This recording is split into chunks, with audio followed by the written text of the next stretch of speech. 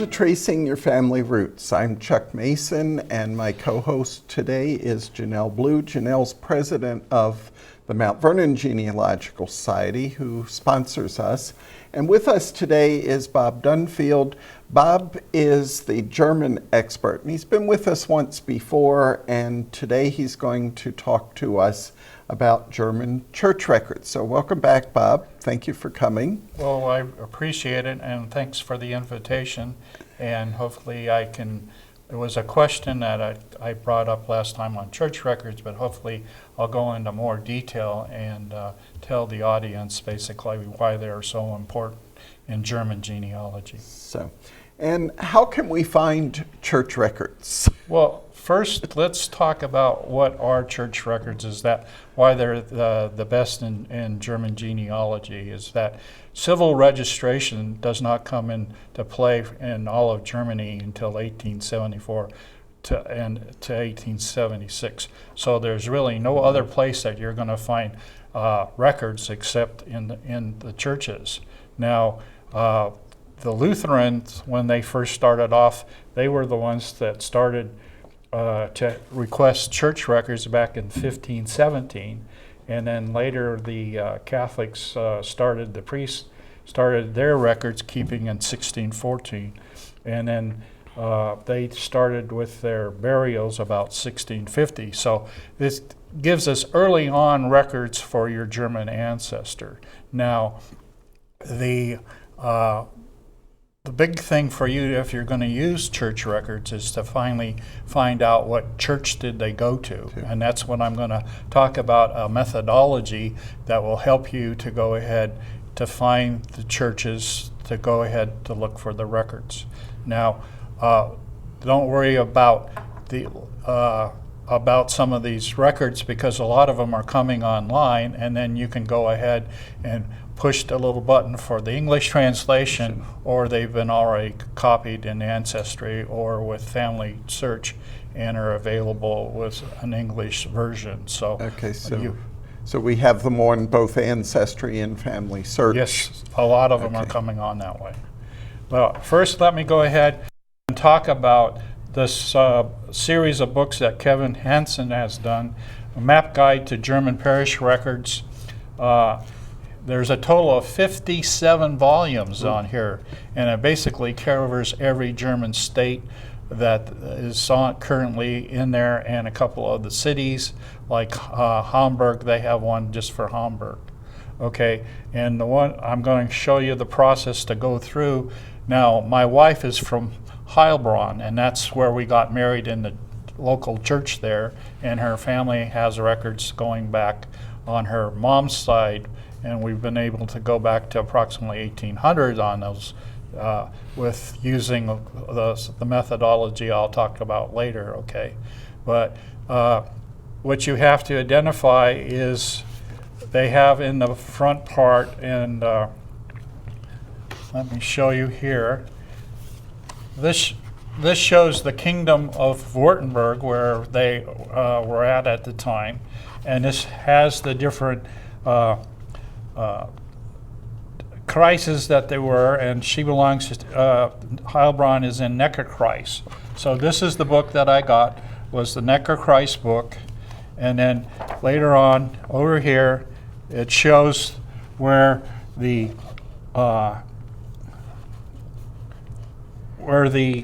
different Oberamts are, and Heilbronn is located right here. Okay, so Bob, you might want to just talk a little bit about what a Kreis is. Okay. A Kreis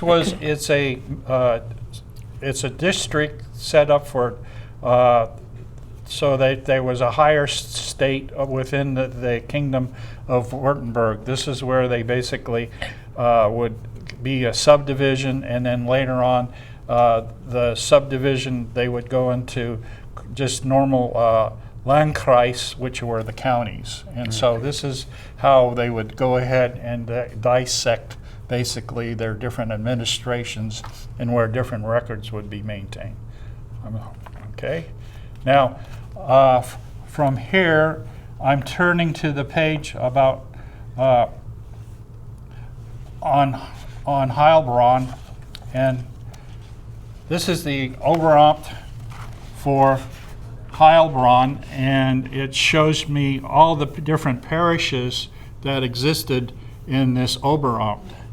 And Heilbronn happened to have been an imperial city, and therefore it was a large community in itself.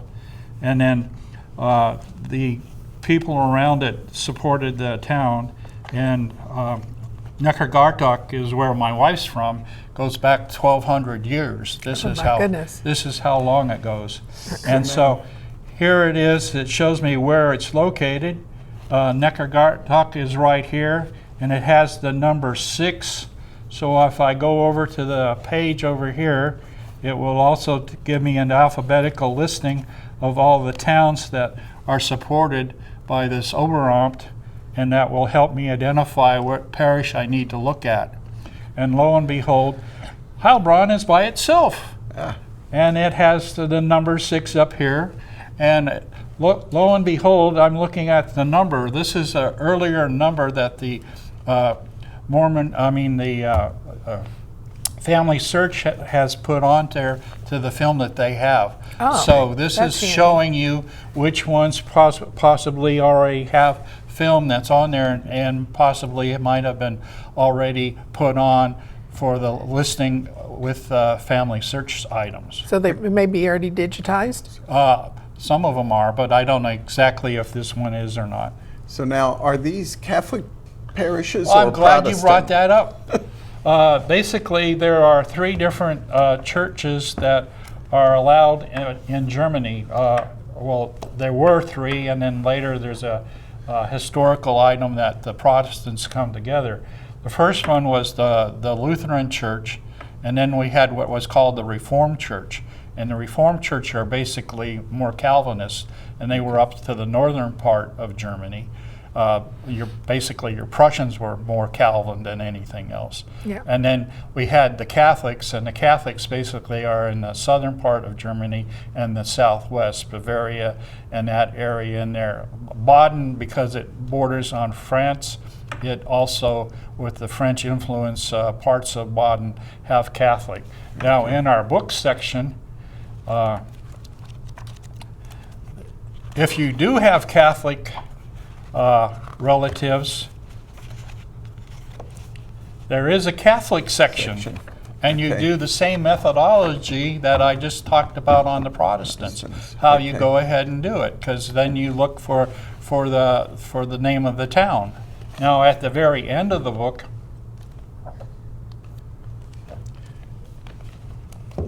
it has a complete listing for the Neckarkreis, so that also helps you to identify which other books that you might do if you had somebody else in the area, not necessarily in the Heilbronn area, but was someplace like located other, and that would direct you to a different volume here that you would want to get to look at. Okay. So those look like very useful tools. This is the best tool that's out there, and also, besides the Catholic deals, it also has other church records for some of the other denominations. The only one that shows up here in the region is a Jewish record. Okay. So if you had some like the Methodists sometimes, or some of the other possibly anti-Baptists, i.e. Mennonites, or other ones that might be listed here where you might be able to find those records. And while I'm thinking of it, where can we find these books? I'm glad you asked that. Through the good graces of the Fairfax County Genealogical Society, they have gone ahead and got all 57 volumes of it. And they are available at the Virginia Room, and they're sitting on the shelves waiting to be used. And let me say that a lot of people who had people in the East Zone, also in Polish areas that are now Poland but were earlier German, this is a good place to go find the records and which ones that you're going to need to do that. A lot of people later move out because of the World War II and were forced out by the Russians to move, and this would give you the early records that you would need for your family. And just for our viewers, in case they're not aware, the Virginia Room is the genealogy collection for Fairfax County's public libraries, and it's out in the main library out in Fairfax City, so out there on North Street on the second floor. And Virginia Room is kind of misconceived by a lot of people, and they think, well, it's only Virginia stuff. No. They've got a fantastic, and this is a classic example, just 57 books in this series, but they have a lot of things for research all over the world in the collection. One of the things that they have at the desk, they have a list of all German books that they have that deal with genealogy, and there's several hundred volumes that they have, or different books they've cataloged that are of German ethnic in nature. So, and if you want to put in a plug for your October event. Sure. I'm also the leader of the German Special Interest Group, and we meet every every third Monday of the month at the Pohick Public Library from 1 to 3. And everyone is welcome to come, and then I try to send out an announcement on what the program is going to be. We try to get guest speakers when they're available, or otherwise it's myself that gives the presentation, or sometimes one of the things that we've also been doing is have open session for the membership to talk about their problems in German genealogy, because this is a big area, and Germany did not exist until 1871. I hate to burst everybody's bubble. You're not a German if your ancestors came before 1871. Therefore, you were one of the different entities that existed.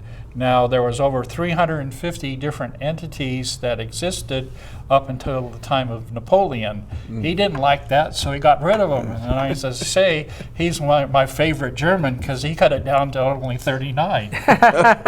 So it made it easier on us, but it's you have to study a little bit for what you want to do on the records. How does that compare with like the Myers Gazetteer? Oh, I'm glad you brought up Myers Gazetteer, because if you don't want to go to the library or don't have access, the Myers Gazetteer can go ahead and help you identify the churches in the area. I've got the website number here for the audience if they want to go ahead and get it. It's www.myers, M-E-Y-E-R-S,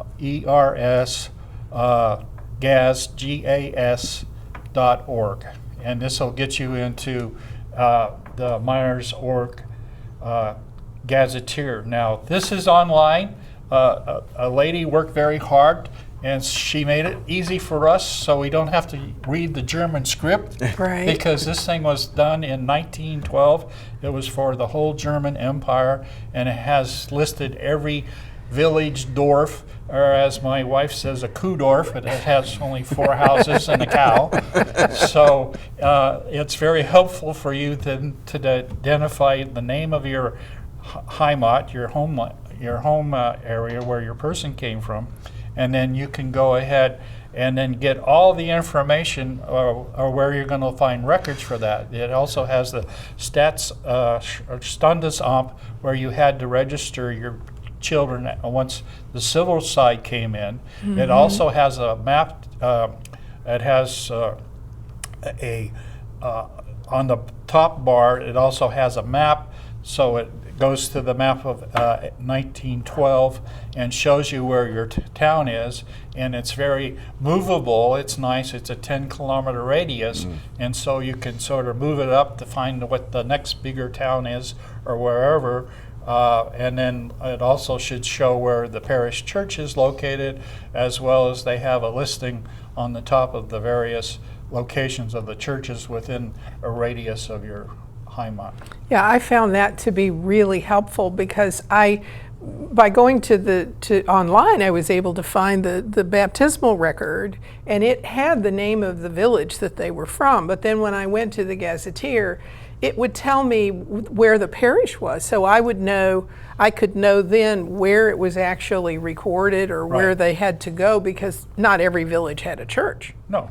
Yeah, and usually because they were, the church should be about 5 to 10 kilometers radius from the little doors or villages around, so they would walk to church. And so it was usually the most important town at the time, or they would have the The parish. larger towns, Yeah, now probably. here again, this is to show you, because the majority of Germany was Protestant, you may have 10 different parishes in one area where you only have one Catholic parish. So this is important for you to use the book to help you to identify, to look at it. And you talked about the different services that the church does. You will find the baptismal record, you'll find the marriage record, you will find usually the burial, sometimes also the death, and then we also have confirmation and other records that might have been of the church nature that could be found there. And usually the baptismal record included the date of the birth, often. Right, and let me go on and talk about another book here. It's German church record books by Kenneth L. Smith, and he has a methodology how you should probably look for church records. Okay, they are, as I said, there more and more are coming online, and that's going to be helpful to you. However, we've had problems on Ancestry. It's hard to read that German handwriting. Yeah. But you get a lot more information out of the whole document rather than the abstract that sometimes appears on Ancestry, just giving you the important genealogical information, the birth date, the name, and possibly the name of the parents. Particularly, I've found that sometimes things like remarks that might be Right. important to you, the abstractor just ignores those, and Yeah. so you can miss very critical information. And a lot more is given, usually if the father's there, it gives his occupation. It also talks about all the godparents. Usually they're somehow related to the family, so you get more of your fan aspect of the family this way. And also The maiden name of the mother. maiden name Really of my mother. important. I forgot about that. How could I? Because mothers are most important in this operation, let me tell you. Okay, but one of the things that Smith talks about is a strategy how you should go look at church records. Okay, and his strategy is, first we're going to want to look at the baptismal record. Why we want to look at that? Because just what we talked about earlier is that you get the father's name and you get the mother's name. Okay, and then from there you add 15 years, you subtract 15 years to 20 years for the birth of the child, and then you look for the marriage record. Okay, and then if you find the marriage record, then that's gold mine, because you get the name of the parents. Right. And also their occupation and the mother's name on both sides. And the fact is, it's interesting to see what kind of trade or what occupation that the father had of the father, because a lot of times they follow the same trade that they do. Well, and sometimes that can be so important in helping you determine, like, if you have two or more men with the same name. I use this in birth records in New Jersey for my second great-grandparents, because they only, out of all the William Masons, they only had the mother on some of the children, but they listed, fortunately for me, the occupation. So I pulled out all the men that had that occupation and then played with things to Right. find it. So that can be a critical factor in helping you to distinguish people. Also, you brought up a point on naming practices in Germany, is that a lot of times all the males will have the same first name. Which Johann. one do I have? Yes. You know, Yes. then they go by the middle name. And so that's so important also on the birth record. So it identifies who it is, and therefore you may, Johann Albert, therefore if there's a later record that says Albert, then you might know to look for that one to check it out. So that's what it is. And then lastly is the death record. This usually also states if the widow survives, you get this, or if she remarries later on, it's listed in her marriage that who her husband was. So this helps sometimes on a remarriage to look at where the first husband was and the children that may have come out of that marriage versus the second one. And the getting back to the birth or the baptismal, those sponsor names are really important, Yes. especially if you want to try to fill out that family a little bit, because you can figure that they're either a very important neighbor or they're a relative or they're both. Well, let me tell you, because my kids' baptism, and I had 2 baptized in Germany, their family, it's the aunts or uncles are usually the godparents, because if something that was to happen to you, then they are to take care of the children. Right. So it's all in the family. Once again, in Germany, family is everything. Let me tell you, family is everything. Yeah. So even though there's a different name, they're probably related somehow. That's right. So for it's the a good most part. clue. Yes, Yeah. an excellent clue. And that's why, as we say, you need to check on it. And the last thing is you probably add time to from the church records that the person's life back in the day, they were 40 to 50 years old because of the hard labor and everything else that they had. So it's something that you want to look at. And this is a very helpful book that he has. Also, John Humphreys has one that's available at the Virginia Room that talks about baptism, not only for German, but baptism in general. So it's very helpful if you're going to work with baptismal records to go ahead and look at John Humphreys' book. Mm-hmm.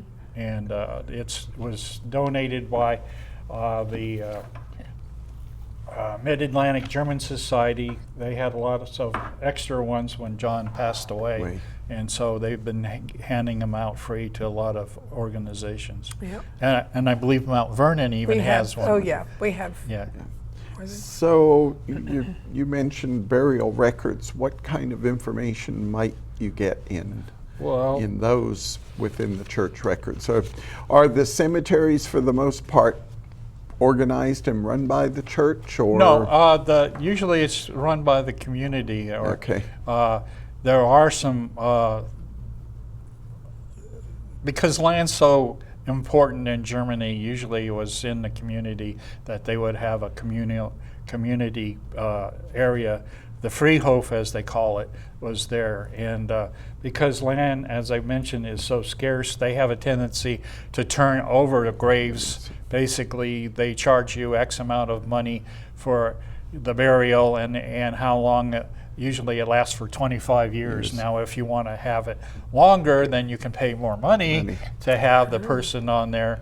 And then the headstones a lot of times are reused, or they're put within the building or the funeral area that operates the cemetery. So it's unlikely that I'm going to find my 1830s ancestor grave. That is correct. Sorry to break the news to you on that one. Unfortunately, and that's a shocker for most people, because here again, we think of America and we have all this land to bury people. In Germany, it's very, all buildings are required to be at least 2 stories, and a lot of times it's 3 stories every time you build a house. Because land is so scarce. So we have just a couple of minutes. Is there anything that we haven't covered? Yeah, there's one thing I want to we don't miss. I want to go ahead and one is that they have church books where they have the whole family listing, and this was more common in the Württemberg area, and this is listed on Ancestry. There's the family books that they have for Württemberg area for the Protestants. And by getting ready for this class, I sort of used my own methodology to look for my wife's great-grandfather, and lo and behold, I was able to find him because he came and married a lady in Nordheim, but he was from Hesslen-Suits, Okay. and so, which is near Weinsberg, so I went doing what I said here, and then I found his information in the family book that they had, and that allowed me now to go to Hesslen-Suits to go ahead and check out the information. But a lot of times when we were looking at Gisela's family is that most of the guys came to Nordheim and married the girls, and they were coming from an area about 5 to 10 kilometers away. And Nordheim was on the river, so here again, a lot of the river traffic came down, and you never knew about the fests that were going on. People would go to meet or whatever. So this is an important thing, is you're not always going to find them in the same town. Bob, if I went to a church in Germany today and said I want to see the church book from my 1830s ancestor, would they have it there at the church, or would it be in a different place? Well, they would. Well, okay. A lot of the records have already been sent to for the Protestant in Württemberg. They've been sent to Stuttgart to the archives. Okay, but, so a central but location. here again, if you go to the church, they may have it there themselves to go ahead and let you look at it. And usually you need to go talk to your relative in the area to make an arrangements for you to go see it if they do have it at the church. So, well, Bob, this has been very interesting and I think very helpful for our viewers. We appreciate your coming to visit us again a second time and increase our knowledge on German research.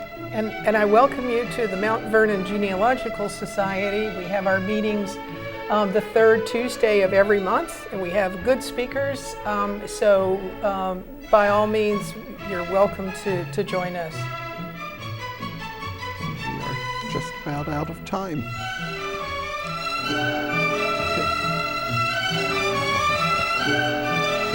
Pretend we're talking. The one thing I didn't get to is that there are German churches in